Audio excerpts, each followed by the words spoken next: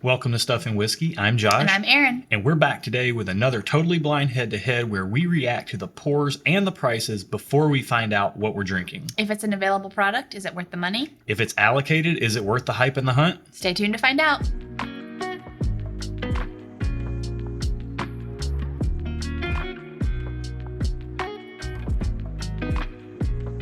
Welcome to the channel, bringing a real-world perspective to the real-world whiskey consumer. We are not professional whiskey tasters. We're normal people, just like you, probably. And what we're going to do today is we're going to randomly select one of these pairs to taste. They're matchups that we put together that are interesting, but it's going to be totally double blind. We're not going to know what's in either glass. That way you get our honest impressions on both pours. In the end, we'll give each pour a real-world score based on the blind tasting, of course, the price and the availability, and whether we would buy it again or not. We're coming at this as whiskey consumers and shoppers just like you, so we want to be able to give you that honest opinion. So if that sounds like your vibe, then go ahead and subscribe to this channel, hit that bell notification to be notified when we post videos, and yeah, keep watching. And if you like blind tastings like this, be sure to check out the video description below for a link to our Patreon. That's kind of the interactive element of the channel. We have bonus content over there, 2 additional videos. We do blind tastings with our Patreon community. If you want to participate in one of our blind flight nights, we get together and do a once a month live stream for patrons only. And we have all kinds of whiskey nerd info, including a spreadsheet that you get access to with a database kinda of all the scores from all the blind pours that we've tasted here on the channel. If you'd also like to get any Stuff and Whiskey merch, we just opened a store recently and you can get some hats. We've got sweatshirts, t-shirts, All kinds of stuff. all kinds of stuff. Some tumblers. Yep, check it out in the video description below at stuffandwhiskey.com. Yeah, absolutely. All right, let's run our randomizer and see which one of these pairs we're tasting today. Didn't hit it. 12. I was like, so 9, 10, 11, 12. There we go. We're going to get these poured, and we will be right back with our first impressions on both of these pours.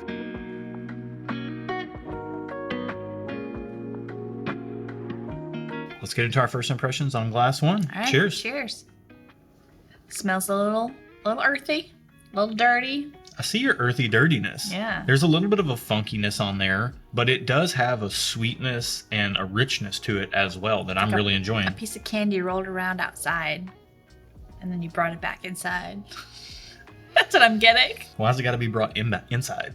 Like you couldn't just because enjoy it I'm outside? always inside. Okay, I'm an that's inside fair. girl. Yeah, you're a house cat. Yeah. Really interesting. I'm getting like that robustness of flavor, that earthiness is anchoring the sweetness in a really nice way. It doesn't smell high proof, but the nose is coming across really nice. Let's get into the palate. All right. Could this possibly be the first thing I'm getting a nuttiness on? It also might be that I just ate something that... There's some definite nuttiness there. I might have just gotten nuttiness for the first time in my entire life. It's coming across with a lot more proof than the nose belied. Correct. The nose was really balanced and really nice, and then on the palate, it's coming through with some oomph. It's nice. So I just ate a raspberry fig bar. The combination, these like Nature's Bakery raspberry fig bar, and the combination of that with this literally tasted like a peanut butter and jelly sandwich in my mouth. Yeah. That's why I got nuttiness. You know, now that you're talking about the fig bars, I eat one of those every day, and I can even go with some raspberry jam and peanut butter as well. Man, I'm going to be interested to take some more time with this. Because we say that because there's a nuttiness here, but there is a fruity element as well. I need one more sip. Okay. Yeah, I'm getting nuttiness, but then also still the earthiness. The earthiness is like the undercurrent. Yeah, it really is. That's really, really interesting. Nice pour. Yeah. Let's get into glass 2. Okay. This is quite different. Not in strength, but in the way it presents itself. It doesn't smell earthy, but it kind of smells minerally. I know what you mean when you say minerally, but that means something in the whiskey world. Like when anybody that's a whiskey nerd hears minerally, they think George Dickel. Okay. And I'm not 100% sure that's what's going on in this glass. I actually don't think we have any George Dickel products, like dedicated products, unless this is a blend that might have Dickel in it. But we try not to think about what's in the glass. You get what I'm saying, though, right? Like there's a minerality. I'm not sure that minerality. To it? I'm not sure that's the right word for it. There's a little bit of there's like an intangible something going on in the glass. I might have to get on the palate to figure it out. All right, let's try it. When you talk about Dickel minerality, that's not what's 100% on the nose here. So Okay. we're gonna see what's on the palate. That's fair. This is more earthy on the palate than glass 1 was for me. And glass 1 was pretty earthy on the nose. Yeah. Okay. So it's funny that you picked up minerality, and I don't know if you put that in my head, and now I'm thinking Dickel. Sorry. This might be a blend with Dickel in it. George Dickel whiskey can be very citrus forward, and this does have a really nice citrus element. Maybe I'm getting oak or something as minerality, because I'm still tasting it. It's a little drying. Yeah, it is a little drying. I don't know. You might be onto something here. You know what we're going to need to do? We're going to need to spend some time with these. Okay, that's fair. So we're going to do that, clear our palates out, give these a proper assessment, if you can even call what we do around here a proper assessment.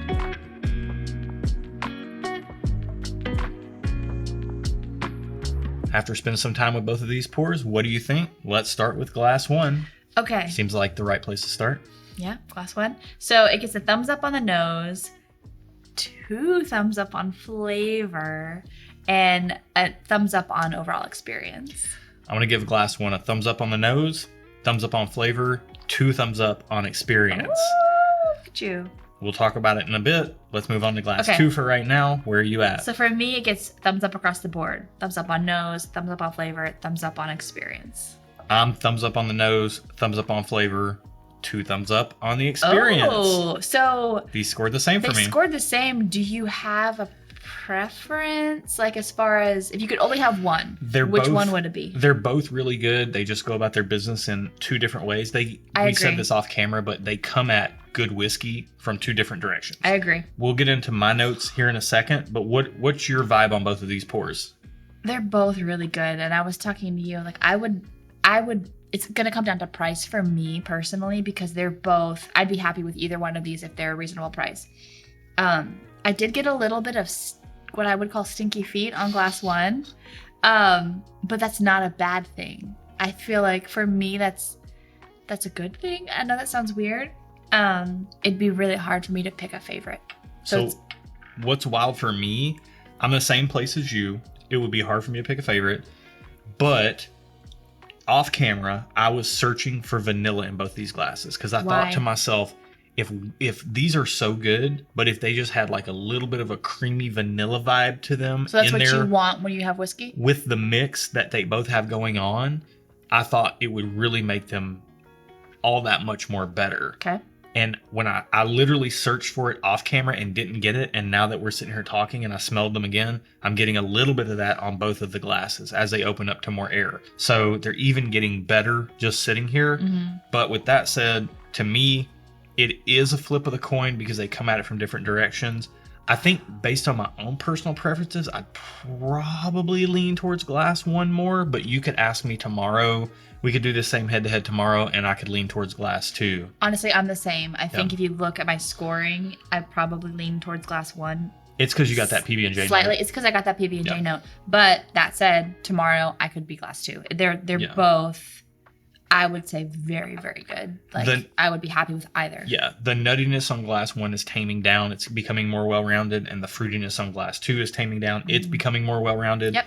But on glass 1, I said it had a dusty peanut on the nose with some caramel and milk chocolate, and then on the flavors, PB&J with raspberry preserves and a sweet oak, and then it had a clingy finish that was quite long. Glass 2 also had a clingy finish that was quite long, but on the nose, I got like a peach jam and orange marmalade on a buttered biscuit. Okay, I did not get that, but that sounds amazing. Glass 2 reminded me of a barista parlor. We're here in Nashville. It reminded me of a barista parlor peach truck biscuit without the sausage. I'm gonna try it with that. So if you're in the Nashville area ever and you come visit, go to Barista Parlor. It's a coffee shop. Yeah. Especially in the spring or summer. There are a couple locations around town. The original location is in East Nashville, but all of them are good.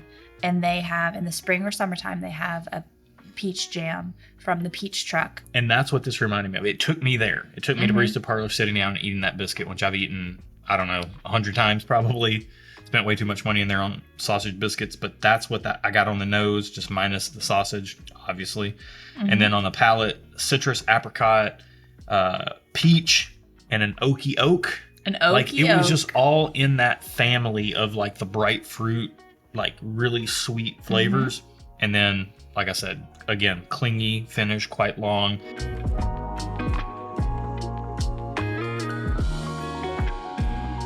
All right, let's find out what these two are. Okay. Price first, and then what we've been sipping. So, Okay.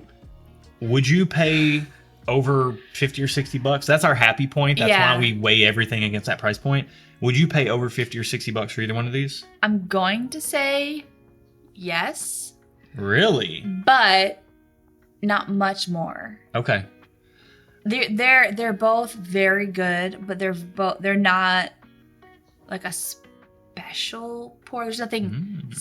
Oh, okay. There's nothing special. Like they haven't been finished in a special finishing cask or whatever. Like there's nothing to warrant paying more than maybe 60-ish bucks for it. That being said, they're both really good. So I might be eating my words in a minute. I don't know. You put some creamy, like heavy creamy vanilla in both of these glasses, and I'm like 150, sure. But as they are, I think, yeah, I'm happy around our regular price point. Glass 1 is number 15. Glass 2 is number 16. Okay. It's a flip of the coin for both of us. Glass 1 is 15. They're both really good. Okay, glass 1 is around $70. Happy with it. That's a little bit out of my comfort zone, but not so far that I wouldn't pay it. Yeah. And glass 16 is $50, which is right in my sweet spot. So I would definitely pay that. Between these two, I'm happy with both of them. I'm more happy with the price on glass 2, but I'm not mad at the price on glass 1. Correct. Okay. It is pushing it a little bit. So let's see if one of them is allocated. Let's get into it. Number 15, glass 1. Elijah Craig Barrel Proof. You're kidding me. Okay, it is very nutty, so that makes sense. But how in the world? Wait, so Elijah Craig isn't usually nutty? What proof is that? Yeah. 123.6. Oh, it drinks like 10? Off camera, we talked about how What batch does it say? A121. Wow. Okay. So hold on. Off camera, we talked about how we thought these were higher proof than they drank. They both felt very tasty. The finish stuck around. They tasted very balanced, but the finish stuck around. And so we both were like, these taste lower proof than they actually are. Well, the people already know, but I'm dying to know. What's 16? Knob Creek Single Barrel Store Pick, 120 proof. Really? Yeah. Wow. What store pick is this? Do you know? I think this is the one that Miles picked, yeah. Oh. Wow, okay, so this is really interesting. This is a super fruity Knob Creek pick. It's turned super fruity as it sat open in the bottle. Wait, you said something about Knob Creek normally... It being nutty as well. I didn't get much... Compared to this Elijah Craig Barrel Proof, and this is where the head-to-head matters. So this matchup went into our blind sample pool because these are both kind of nutty pours. We've got Heaven Hill here, and we've got Jim Beam here. Okay. And they're both considered to be kind of on the nuttier side of the equation. And they're both, 50, 60, 70 bucks, 120-ish proof. So I thought it would be a good matchup to put in. I put this one in because I like both of these a lot. They're both good. They both are good. The amount of staying power that the finish on both of these have makes perfect sense now. And the heavy peanut note, particularly on this batch of Elijah Craig Barrel Proof, makes perfect sense. To be honest, this head-to-head is great, but I'm just super proud I finally got nuttiness on something. That's the takeaway from this video. Yeah. Erin got nuttiness for the first time in her life on a glass of whiskey. I can't believe we're not getting it on this Knob Creek because it's typically there, I think but maybe it's just in comparison. It's comparison. And in comparison to the Elijah Craig, it's not as nutty. We need to get into our retail metrics now because our consumer metrics rather, because that is really what this is all about. That's what we're driving towards. Yep. So Elijah Craig Barrel Proof, 3 times a year release. Okay. When it's released, can you get it though? You kind of have to have some luck on your side or a connection. Like right now, as of this filming, A122 just hit, the 1 year later version of this. Okay. And we missed out. We could hunt around and get this. We could get it on secondary for very close to retail if we wanted to go that way. But it's getting to be one of those things in our market that's just hard to get your hands on. So what about the Knob Creek? Is it hard to get your hands on? This is a single barrel store pick. So it's, it is a single barrel. Okay. You're not going to ever be able to replicate this. However, I can go get a Knob Creek single barrel from pretty much any store in the area. They're always sitting around on shelves all day long. Just it'll be a different single barrel. It'll be a different single barrel. But it will be it. It might be more nutty. It might be more in line with this. It could be more fruity in line with this. I've gotten some black cherry on a lot of really good Knob Creek picks that I enjoy a lot. You're going to get a lot of different things on Knob Creek picks, but we kind of like that. If you like consistency and you want the exact same thing every time you spend $50, don't buy a single barrel. But we kind of like that variability that you get in the different flavor profiles. We've never had a bad Knob Creek pick. With that said, let's get into our consumer metrics, our retail and consumer scores, respectively. Retail being the price and availability. That's the retail side of the equation. And consumer being as consumers, would we buy it again or not? So let's start with Elijah Craig Barrel Proof. Okay. Where are you at? So for retail score, I give it just okay, because the availability kind of hampers that. Like, the price isn't horrible, but the availability is not great, so just okay. However, on consumer score, if I were in a store with you, because normally you do the whiskey shopping, but if I just happened to go in with you and it was there for $70, I'd be like, Josh, get it. So it gets 2 thumbs up. Yeah. For me, Elijah Craig Barrel Proof, I'm just okay on retail. At $70 for a 12-year age statement from barrel proof from a big age. Yeah, from a big distillery. I mean, if it were more available, it would get thumbs up or 2 thumbs up, but it's just okay because it's so hard to get in our market now. But consumer score, would I buy it again or not? If I see an Elijah Craig Barrel Proof, 2 thumbs up, I'm buying it, no questions asked. I'm asking for forgiveness later if we've went over budget. I mean, it only comes out 3 times a year. You got to snag it when you can get your hands on it. So all right. You got to see carpe the Elijah Craig Barrel Proof. So if he's asking for forgiveness for the budget later, you know he likes it, because well, it's not a good thing. It's one of my favorite products to try as far as like the barrel proof. It's so good. It's very tasty. Let's get into Glass 2 Knob Creek single barrel store picks. $50, 120 proof. Where you at? So I wrote these scores down, and I legitimately just looked at them again and was like shocked that I did it. I gave it 2 thumbs up on a retail score for $50, and it's good. It's available, right? Yeah. Very much so. Yeah. That. There's like 4 stores in the area that have Knob Creek picks. For that price point and easy availability, I'm all about, I need to go in, I need to get it, and I need to leave. 2 thumbs up. Yeah. Would I buy it again or not? Consumer score, 2 thumbs up. I think you've said in past videos that Knob Creek 120 proof single barrel is your, like, if you're making your little capsule whiskey collection where you're having the bare minimum, that this is your high proof bourbon. Did I? You've said that in past videos. Because we need to make an official one, because I feel like I can't remember what I keep saying. We'll make an official video in my capsule bourbon and collection. Then Erin can rewatch it and remember what she thinks about things instead of I remember what I know a few things that are in it, but this this is good. This could make the cut. Yeah. As far as I'm going, I mean, retail score, 2 thumbs up. I think it's one of the absolute best values in bourbon. To be able to get store picks or single barrels for $50 is so hard to beat. And then would I buy it again or not? 2 thumbs up. I mean, I'm a heck yes on buying Knob Creek single barrels all the time. Buy all the Knob Creek single barrels. Try them all. It's a great product. I've personally never had a bad one. I've only had ones that range from really good to absolutely exceptional.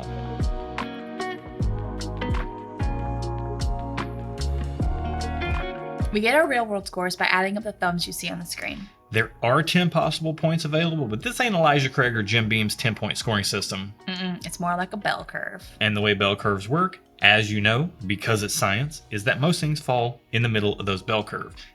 Bell curves. Bell curve. It's a single... There's curves involved and there's bells involved, apparently. Nonetheless, most things are in the middle of whatever the heck it is that I'm talking about. And you got to be exceptional to get outside of that. Because we're sipping blind. We don't know whether we're supposed to like it or not. Nope. You got to be good. You got to be good to stand out. So do these 2 glasses stand out? Let's find out. Just rhymed. Let's get into glass 1. Where are you at on Elijah Craig Barrel Proof? So specifically A121. A121. Yeah. It got a 6.5 out of 10. So the flavor that I got, the peanut butter and jelly situation that I got, really helped it. It was very enjoyable. Yeah. I would be happy with it any day. It also gets a 6.5 out of 10 for me. We're matching. So we are matching. We're on the same page here. We're twinning. But for me, that is not an uncommon experience. Sometimes it comes across like peanut butter and jelly in Elijah Craig Barrel Proof. Other times it comes across with like a funnel cake, powdery, sugary fruit note. And I prefer those Elijah Craig Barrel Proofs to this experience. But this is still a really enjoyable experience. Really like it. It's already pushing outside of the 4 to 6 midpoint range. And it's only hampered by its availability in our market. Correct. With that said, let's get into, speaking of availability in our market, Knob Creek single barrels everywhere. What's your real world score for it?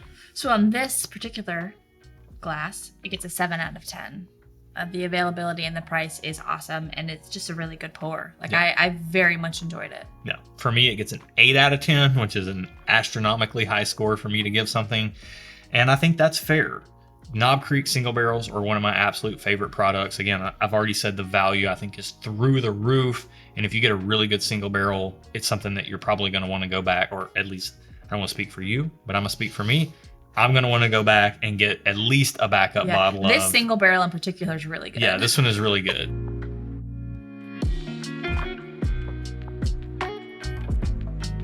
I think these are for anybody who is dabbling in high proof. Like these are that 120 range. You gotta like high proof. While they are balanced, if you are a new whiskey drinker, they're not gonna feel balanced to you. They're gonna be a lot. You're gonna take a sip and then it's just gonna sit on your palate and linger forever. And you're gonna go. And you're gonna be like, oh my gosh, make it stop. Give me some water. But if that's not you and you do like higher proof pours, I think these are must buys. They're good. Every time you get a chance to buy a Knob Creek single barrel, I'm going to buy it because I want to know what that single barrel is like. And like I said, I've never had a bad one. As far as Elijah Craig Barrel Proof goes, some of the batches are astronomically good. Some of them are just really solid. I would put A121 in the really solid camp. Okay. It doesn't blow me away like some of the other batches have. Most recent one, A122? I haven't had A122, okay. No. Knob Creeks don't go for any kind of premium. No store's marking them up. They're not really selling on secondary unless they're an old single barrel that's high in age. Elijah Craig's are on secondary markets. Some stores do mark them up a little bit. Like, we paid $70 for this. I think a lot of the Elijah Craig barrel proofs in our market right now are going for about $80 at most stores. That's starting to push the top of what I'd want to pay. Would I pay it? Would I pay $80 or not even $90 for an Elijah Craig A122? Probably. I'm not going to pay $100 or more. I just can't bring myself to do it. I just can't. There's going to be another batch coming. There's always another bottle in the pipeline. And there's bottles sitting around at $50 or $60 that I like better than both of these. So that's just a fact, Jack, or Jill, or Jane, or John, or whoever you are watching. But we appreciate you watching. Or Josh. Great name if your name is Josh. Yeah. But we appreciate you watching. Be sure to check out the video description below for all the information on both of these pours. For more information on our channel, click the bell to be notified of upcoming live streams that we do. Leave a comment. I mean, this is a very interesting matchup. What are your thoughts on these? Leave a comment in the description below. Join us on our next live stream. I'm talking a lot, but the last thing I'm going to say is that every October, speaking of live streams, we do a charity live stream. So be sure to email us at stuffandwhiskey@gmail.com. That's in the description below as well. If you want to be a part of that, donate a bottle to be a part of raising some money for mental health. That's something that's really important to us, and we do that every October. And it's your fault because you tune in and you watch. And if you watch, if you're going to give us a seat at the table, you're going to give us a platform, we're going to use it. We're going to use it. Till next week. Cheers. Until then, cheers. There you go. Man, I'm like low-key upset because I'm super excited. I tasted nuttiness. Yeah. Well, the problem is that now that I've got that minerality thought in my head, I'm sorry, I'm kind of latched onto it. Get it out of your head. I don't want to put that juju on this glass. Get that juju out of your head, Ricky Bobby. It's tough. So I've heard you talk about minerality and I've heard you talk about nuttiness before, and I've literally never gotten them when I've tasted something. And for whatever reason, these two glasses, I've gotten nuttiness and minerality. You're a whiskey tasting professional now. So I just wanted to like say it because I've never I feel like I'm leveling up a little bit. You are. You've leveled up. I've leveled up. Congratulations. Thank you. You got your promotion. Thank you. These are both good. Yeah. They're different. They're coming at good whiskey from two different angles. Ooh, I get a little stinky feet too. Oh. What does that mean? When I get stinky feet, what does that mean? I think it's got to be something with the oak and the char of the barrel. Oh, this one tastes warm. My esophagus is I think I think the proof, I think the way they come across on the palate is not indicative of the proof they are. I think they come across softer and more balanced than I think they're higher proof. They're higher proof than the taste? Yeah. Yeah. I was trying to find, words are really hard, and we talk on a channel. You say a lot of words, though. Why are they so hard for you? I don't know. You think I'd be better. If they say practice makes perfect, I should be a real pro. Well, but you know what? I'm not.